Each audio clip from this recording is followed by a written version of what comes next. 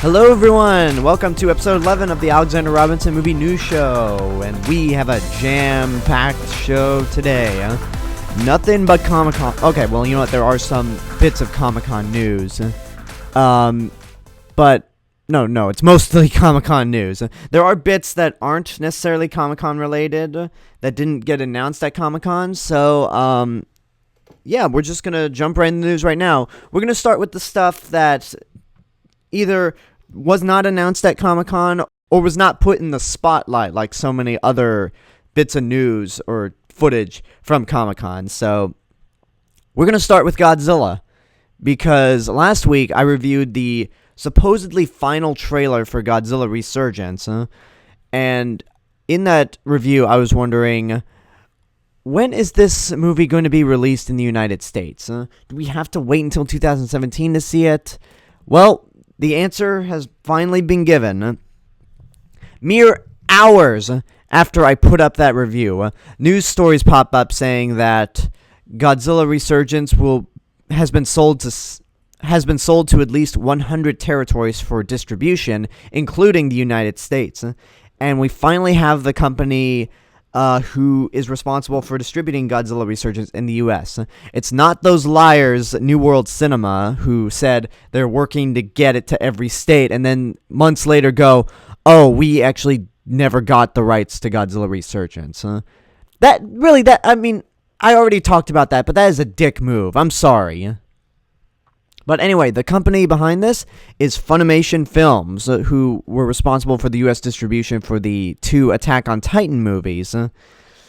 But anyway, this story comes from Sci-Fi Japan, and it basically says, last night, in a surprise announcement to fans at San Diego Comic-Con 2016, Funimation Films announced its acquisition of the live-action film Shin Godzilla from Toho Company Limited. I'll touch on that part a little later, why I called it Shin Godzilla. The agreement includes theatrical, home entertainment, video on demand, and broadcast rights for the upcoming Japanese live-action feature film and covers all of the Americas. Funimation is currently planning to release Shin Godzilla in theaters in late 2016. So, yes, you heard that correctly. Godzilla Resurgence will be released in American cinemas in 2016 by the end of this year.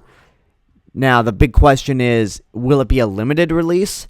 Probably so, because I would imagine that since this is not being released by a major studio the way Godzilla 2000 was, it's not going to get that wide of a release. And plus, they might be worried about the movie bombing, because Godzilla 2000, when it came out, people thought it was a sequel to the Roland Emmerich movie, even though Godzilla fans knew that, no, this is the real Godzilla. But it didn't sit well with American audiences because they were confused. They didn't know how to take it, and it bombed.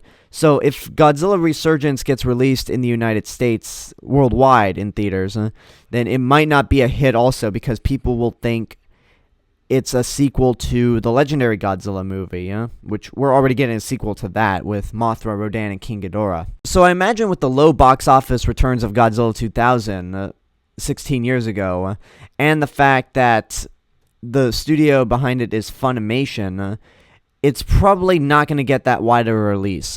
It might, now that I think of it, it might be released at the American Cinematheque, the Egyptian theater here at Hollywood Boulevard. So maybe my wish will come true, Maybe, we'll see what happens. And also, in the press release that I just read, I kept saying Shin Godzilla instead of Godzilla Resurgence. And the reason for that is because in this article from Sci-Fi Japan, it says, in an additional note, Toho, despite promoting the new Godzilla at last year's American film market and elsewhere as Godzilla Resurgence, has insisted that Funimation use the English title Shin Godzilla, a direct translation of the film's Japanese name, Shin Gojira. So, if you're wondering, Shin is like Japanese for true, and I also think it might mean new and God. So basically, the Japanese title Shin Gojira would translate to True Godzilla, which makes sense because this movie's being released by Toho, and they are trying to prove that there's only one Godzilla out there. Even though they approve of the legendary Godzilla, and I like the legendary Godzilla, that was not their creation. So they just wanted to make sure that there's only one Godzilla, and Toho has made it. So this is exciting because I didn't think Godzilla Resurgence would be released in the theaters. I'm not sure if Shin Godzilla is supposed to be the United States name for the movie. Even though Toho said that Funimation should use the name, I have a habit of calling Godzilla movies by their international title. For example, I don't use the names Godzilla vs. the Sea Monster, Godzilla vs. the Smog Monster, or Godzilla 1985. I use Ebura Horror of the Deep, Godzilla vs. Hedorah, and The Return of Godzilla. I always like to call Godzilla movies by their international titles. So, if Godzilla Resurgence is still the international title that Toho's given the movie, then I'm sticking by that. Plus, Shin Godzilla, saying it in English, If you say it in doesn't have the Japanese, same Shin ring as Godzilla. Godzilla Resurgence. It sounds better, but Shin Godzilla doesn't, I don't know, it just doesn't sound right. But one other interesting note is that there was a little behind-the-scenes reel of Godzilla Resurgence showing that Godzilla was completely made through CG, which is actually pretty incredible, because watching the trailers, I thought the whole time, okay, which parts are enhanced by CG? Because obviously that's a suit, a very well done suit. The tail might be CG, but there should be other elements that are CG. Only to find out that, nope, Godzilla was 100% CG. Which, I guess if it fooled me into thinking that it was a guy in a suit, then that's a credit to how good the movie looks. However, there is a side of me that's disappointed, because now we have two CGI Godzillas. And I felt like the suitmation technique has always been a time-honored tradition for Godzilla, at least when Toho makes the movies. And it would be a nice thing to distinguish it from the Legendary movies, which that Godzilla is fully CG, but this new one's fully CG, so we don't really need two CG Godzillas. And plus, given that this new Godzilla has a limited range of movement, what's the point of it being CG? You could easily have just built a suit and just used compositing shots to make Godzilla much bigger than he is. But whatever the case, the CG looks damn good. So good that it fooled me into thinking that it was a guy in a suit. And Godzilla Resurgence comes out in American cinemas late this year. It comes out in Japan at the end of the week on July 29th. So we get a new Jason Bourne movie, they get a new Godzilla movie. But the one good thing about this that I'll say before I move on to the next story is that whether it's a limited release or a wide release, I think Godzilla Resurgence qualifies to be in the running for my best of or worst of list. So that's exciting. We'll see what happens whenever we get a full release date. But anyway, let's move on from Godzilla to Star Wars. I'll go over this really briefly because this was a news story from, well, not really a news story, just a feature from Star Wars Celebration, which is basically a Rogue One behind-the-scenes reel was filmed, where it showed behind-the-scenes footage, interviews with the cast and director, and how it's almost surreal making this movie, and how they try to do a lot of new stuff. And it's pretty cool. Basically, if you saw the behind-the-scenes reel for The Force Awakens at Comic-Con last year, it's kind of the same vibe. It has the same vibe to it, so there's not a whole lot to add. But I'm really excited for Rogue One. It just looks really good. And in terms of a trailer, I thought we were supposed to get a trailer during Star Wars Celebration, but I guess not. So we might get one in October like we did with the final Force Awakens trailer, because the second teaser for The Force Awakens came out in April, and the first trailer for Rogue One came out in April as well. So I wouldn't be surprised if we get another Rogue One trailer by October. Maybe September, but we'll see what happens. And let's move on to Jurassic Park 5, and which is basically the follow-up to Jurassic World. And I refuse to call it Jurassic World 2 because Jurassic World is a continuation of the first three Jurassic Park movies. Therefore, the follow-up is the fifth movie, not the second one. But anyway, moving on. This story comes from Collider.com, and it says, Jurassic Park 5, Hawaii production gets 2017 start date. Following Jurassic World's tremendous box office haul, a surprise to most people considering the mixed critical reception to the film, and the fact that Jurassic Park 3 didn't do all that well, eyes have been set on its follow-up, Jurassic Park 5. And yes, I know the article keeps saying Jurassic World 2, but again, I'm not calling it that. According to the website, the sequel to Colin Trevorrow's blockbuster will begin shooting in Hawaii on February 27th, 2017, so right on my birthday, under the production name Ancient Futures. So that's their start date.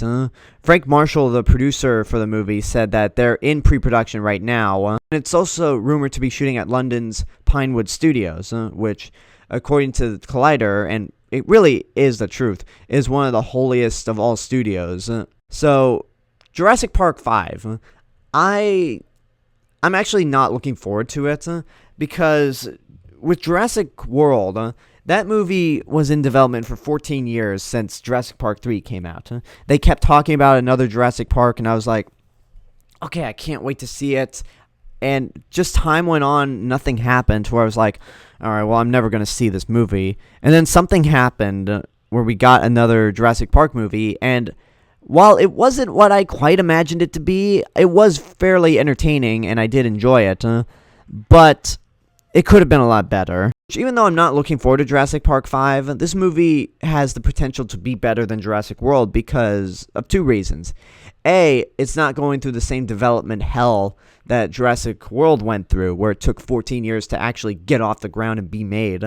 And two, there aren't any screenwriting disputes so far, because the writers of Rise of the Planet of the Apes and Dawn of the Planet of the Apes, Rick Jaffa and Amanda Silver, were tasked to write Jurassic World, but something happened to where, like, Colin Trevorrow wanted to take over screenwriting duties, and they were kicked off. There were just a bunch of screenwriting disputes, which I still think if Colin Trevorrow had just been a director for hire and let Rick and Amanda write the movie without any interference, it could have been a really great movie, because the two new Apes movies are very well written for the types of movies they are. And I feel like with the subplot of the military trying to weaponize dinosaurs, I feel like that lays on Colin Trevorrow and his screenwriting partner, Derek Connolly. Because you could have just had a simple Monster on the Loose movie and mankind has to unite together to take it out, But having Vincent D'Onofrio's character be this snobby, evil military guy who wants to weaponize dinosaurs, that feels like an afterthought. Like, really, if you were to just do a couple of rewrites for his character and take out any reference of putting dinosaurs in the army, that subplot wouldn't have been missed. It would have been a much better movie. But anyway, that's my rant. We'll see about Jurassic World. We'll see about Jurassic Park 5 when it comes out. I need to see a trailer before I'm really sold on how I feel about it. But anyway, that does it for the non-Comic-Con news and all the stuff that just kind of went quietly under the radar. So we're going to take a quick break. When we come back, we'll get to the good stuff. So don't go anywhere.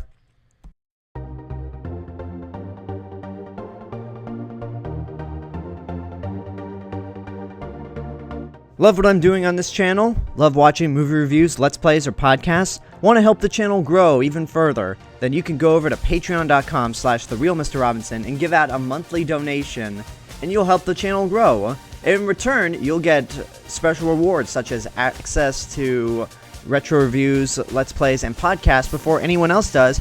And if you don't want to donate or can't donate, then hey, that's perfectly awesome. You get awesome content regardless. But the really cool thing is you can donate maybe as little as a penny. You can donate a penny a month if you want.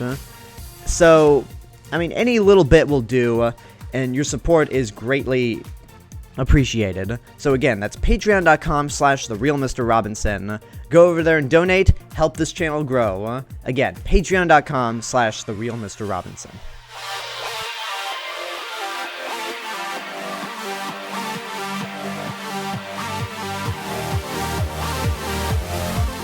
Alright, we're back, and now we are tackling the big news from Comic-Con. So, let's stay in the realm of monsters and talk about Kong Skull Island.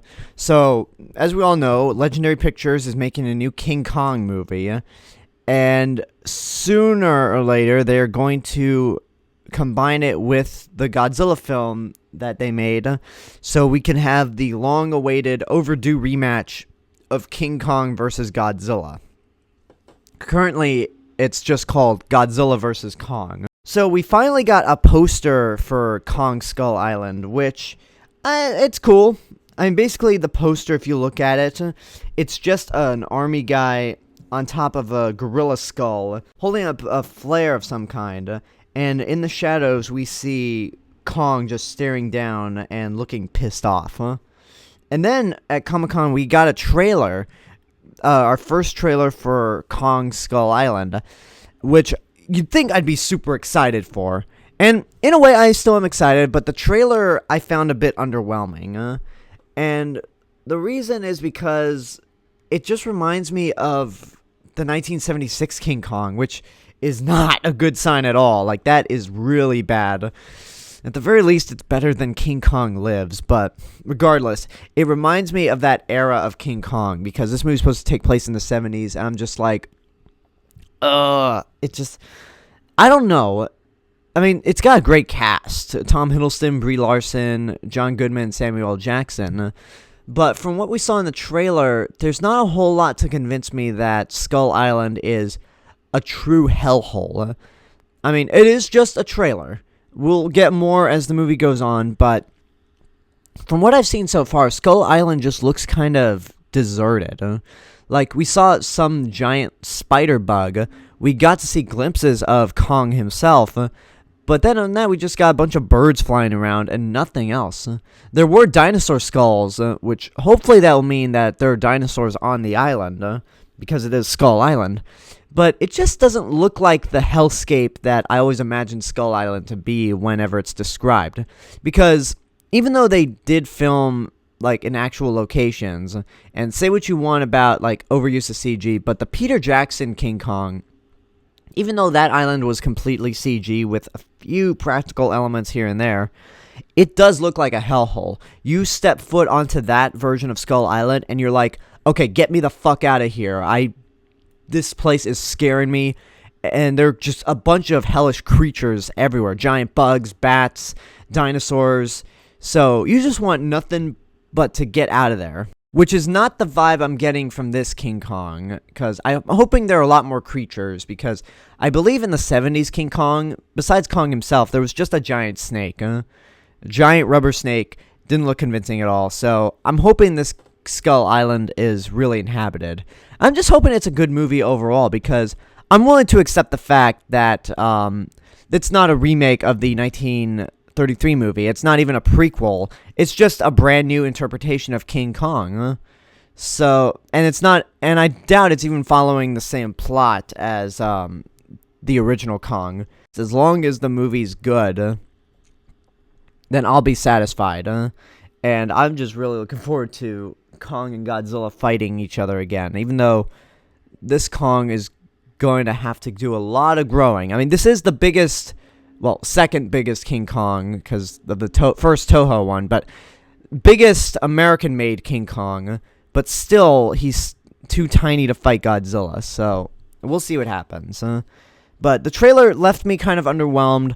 I assume if I see another trailer, it'll change my mind. Let's move on to another trailer. Let's move from Skull Island to J.K. Rowling's Wizarding World. We got a new trailer for the upcoming Fantastic Beasts and Where to Find Them.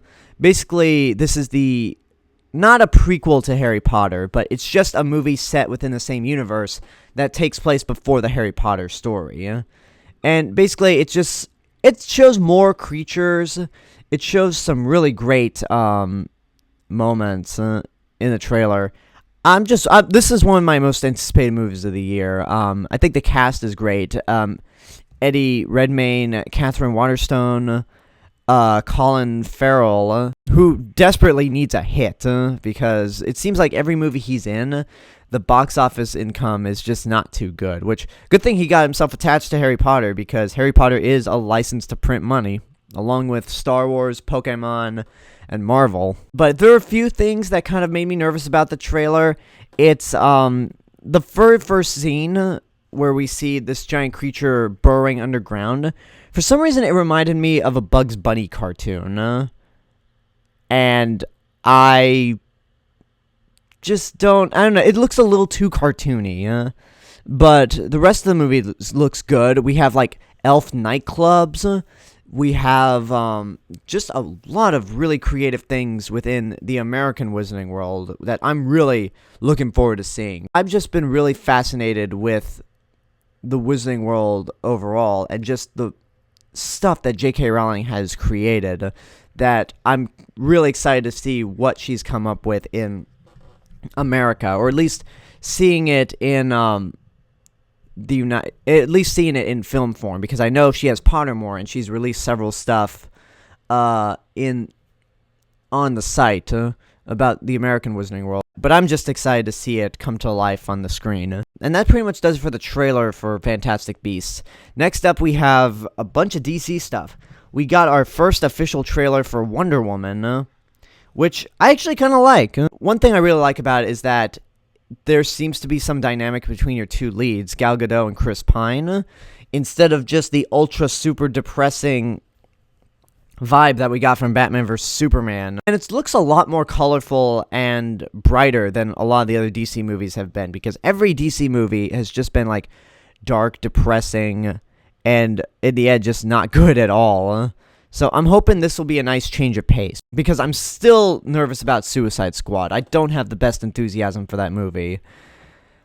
And yeah, it just looks really good, except for that fucking guitar riff at the end. It's from the score for Batman vs. Superman, and it's used for when Wonder Woman pops up.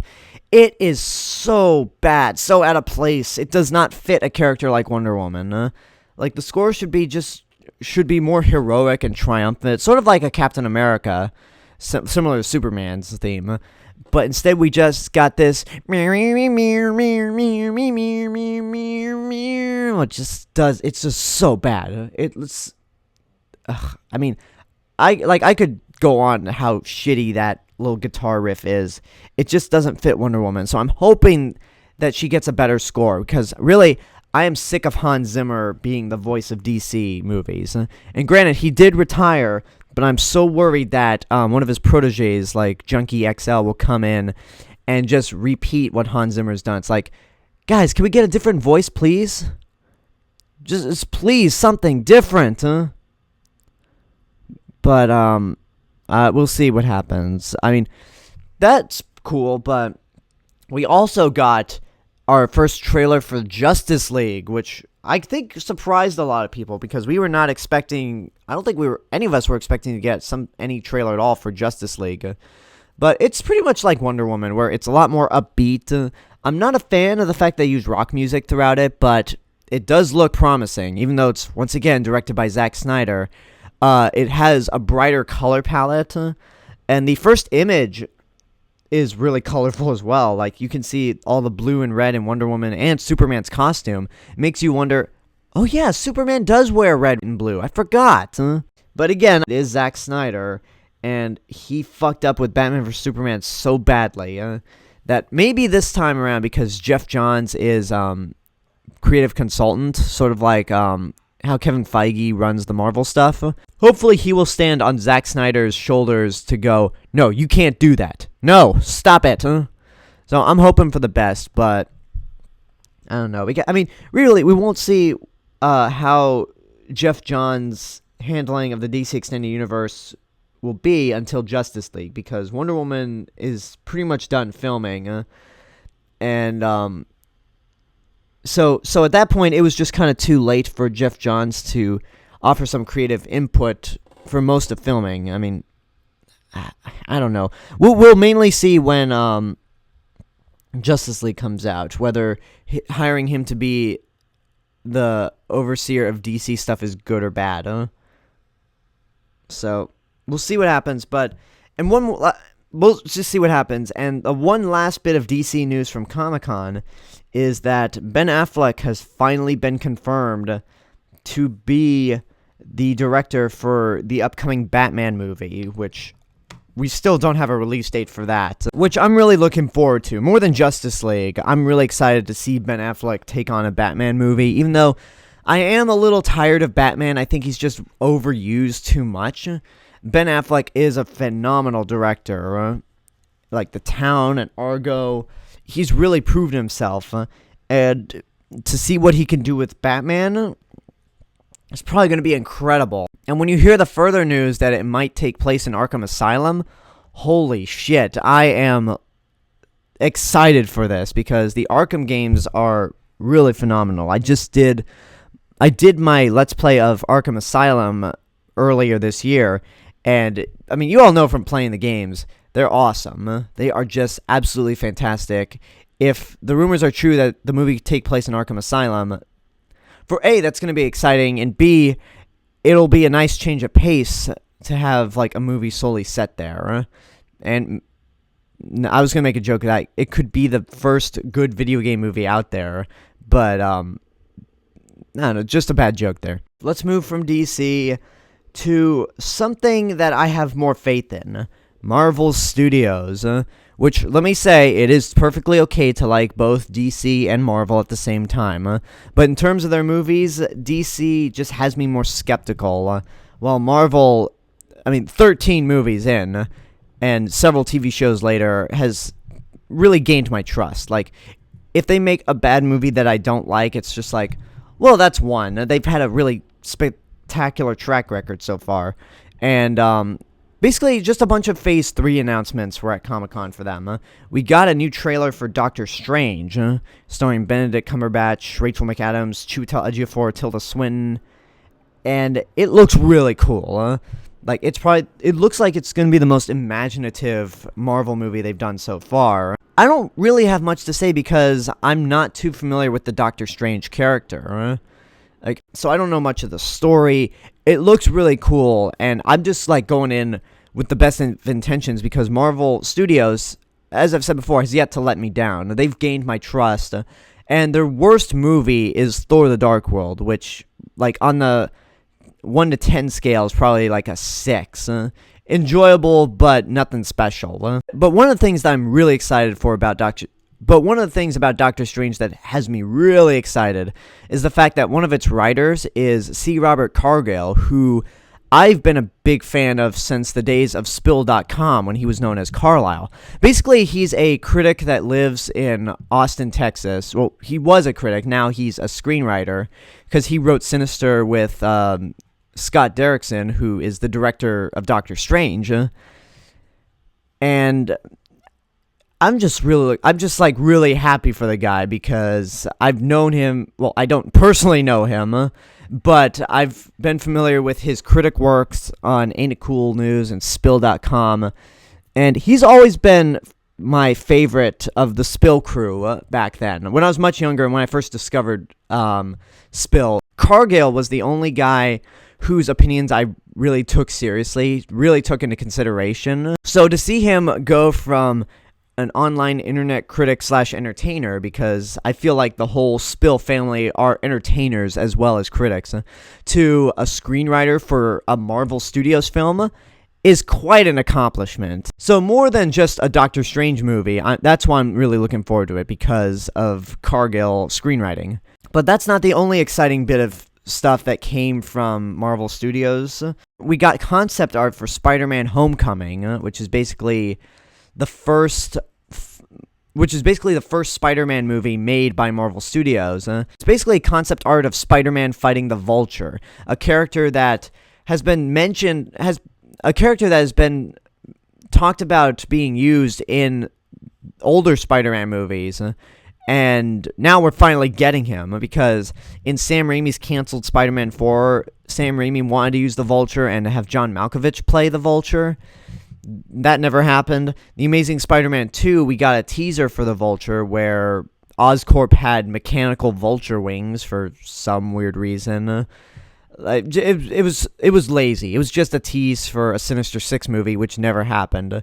But now, at long last, we're finally getting the Vulture. Marvel Studios has full control over Spider-Man Homecoming. Sony is distributing the movie, but Marvel Studios is the one producing it, and they have all the sayings. And again, with 13 movies in, you better damn well believe that they can be trusted on doing Spider-Man right.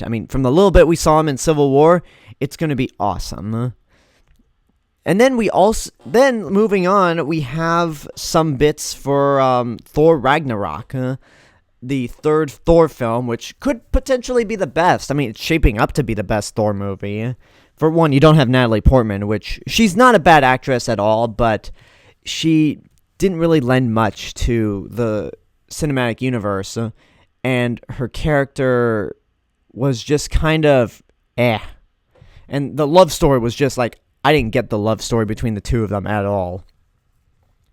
But anyway, one thing that they teased were props of like armor that was very representative of the Planet Hulk armor from the comic books. Because as we all know, Mark Ruffalo is in Thor Ragnarok as the Hulk. And given that Hulk is going to be facing against... And given the fact that Hulk and Thor are probably going to be facing against extraterrestrial beings, or just basically beings not of Earth, it would make sense for the Hulk to have that armor, because there are things out there that are more stronger... There are things out there that are much stronger than the Hulk, because the Hulk's not completely invulnerable. Because the Hulk is not completely invincible. But it looks cool. And it's funny that this armor pops up and they're using it in Thor Ragnarok, because for a long time, they said they were never going to do a Planet Hulk movie. Even in promotion for the first Avengers, Joss Whedon said something along the lines of, no, that's just nonsense.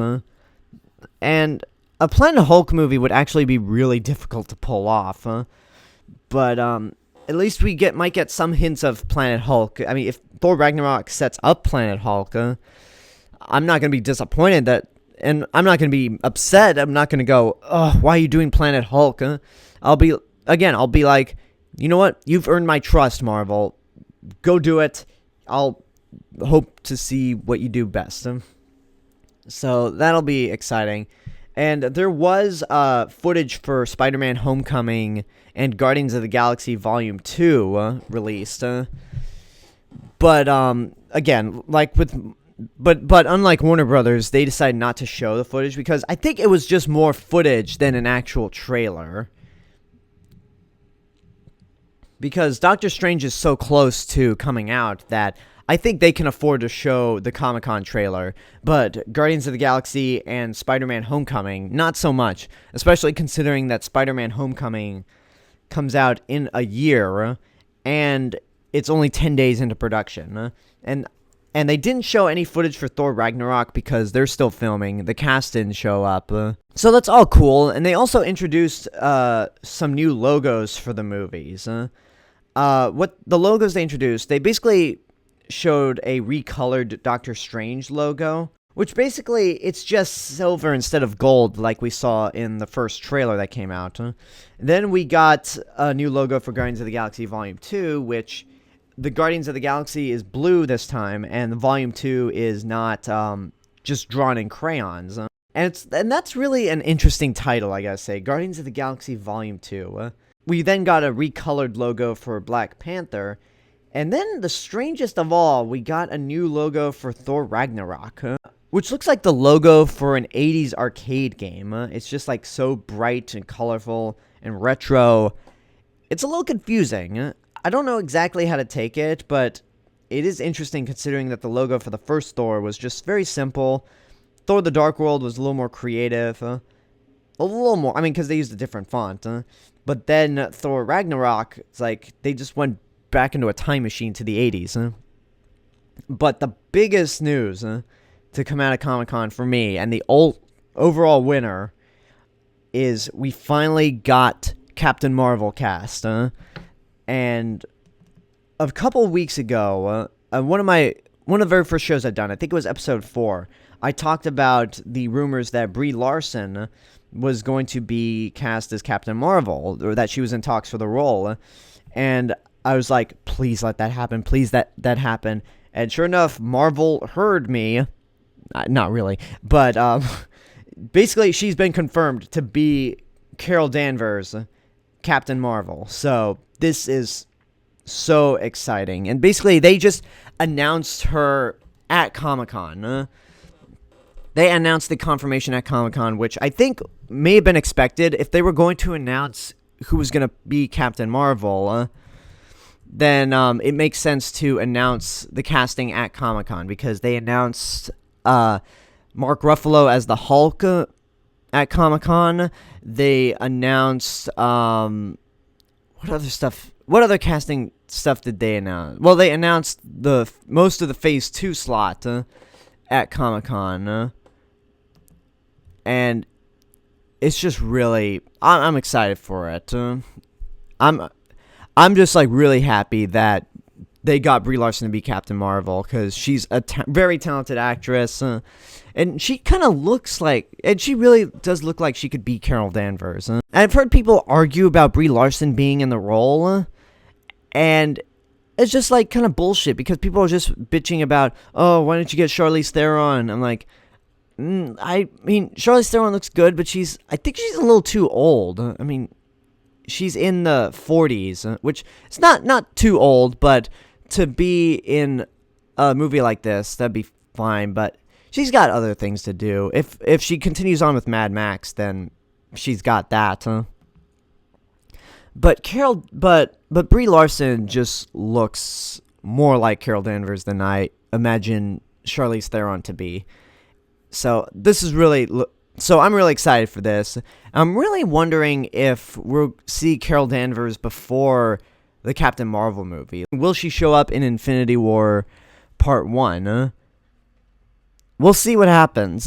I'm super excited for the Marvel Cinematic Universe finale, as I'm calling it, because I know they're going to make more movies outside of Phase 3, but I feel like with Phase 3, since Infinity War is basically the big build-up, the big finale to all the other phases, then it'll just serve as the perfect finale.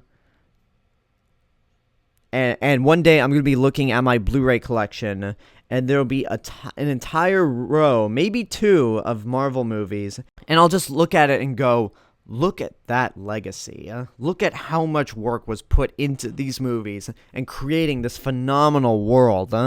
Similar to like Star Wars and Harry Potter. Like, it's true. Like, the Marvel Cinematic Universe really is a true phenomenon in every shape and form. And that pretty much does it for all the news I have.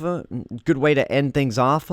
Let's move on to the Blu-ray releases of this week. And unlike the news, there's not really anything exciting coming out on Blu-ray this week. We have a Criterion release, The New World, from 2005. We have the first-person shooter movie, I don't know how else to describe it, Hardcore Henry, which I actually was tempted to go see, but I just figured, you know what, that'd probably be a good movie to watch at home, not the theater. So it's something I'm really looking forward to seeing. Another movie coming out is The Boss, starring Melissa McCarthy, and I think this movie is directed by her husband. It's just like one of those really bad Melissa McCarthy movies. There's nothing really else coming out on Blu-ray that's even worse. Okay, well, there's also Barbershop, The Next Cut, which I've never seen any of the Barbershop movies, so I have nothing to contribute there. And that pretty much does it. So that's episode 11 of the Alexander Robinson Movie News Show, the Comic-Con special. So thank you for watching. I hope you enjoyed it. Leave a comment down below and tell me what your thoughts are on these news stories. What was your favorite bit of news from Comic-Con? What didn't you like? Let me know in the comments below. Don't forget to like, subscribe, share me with your friends, check out my official website, and follow me on social media, Facebook, Twitter, Instagram, Periscope, Riff.tv. And if you love what I'm doing on this channel, whether it's movie reviews, let's plays, or podcasts, you can go over to patreon.com/TheRealMrRobinson and give out a monthly donation. And in return, you get special rewards. So until next time, this is The Real Mr. Robinson telling you there is only one.